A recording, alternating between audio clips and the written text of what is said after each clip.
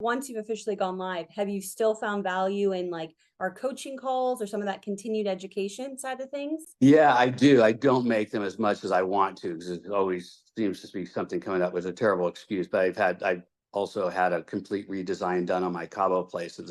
I've been involved with that and Yep. just getting Houston finalized. So I plan on just attending more moving forward.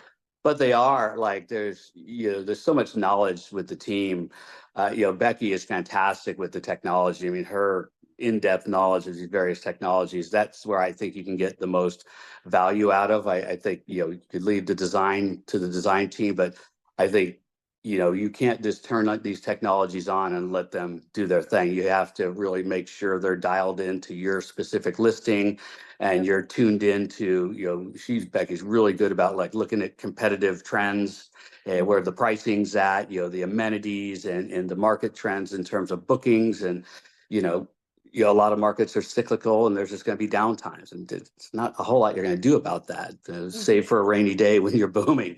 Yeah. But those coaching calls I think are hugely valuable. I do go into the recordings here and there because you can go in and kind of search out, like I'd like to beef up on Price Labs a little bit. I know I'm a little bit weak on that one and there's some good recordings there.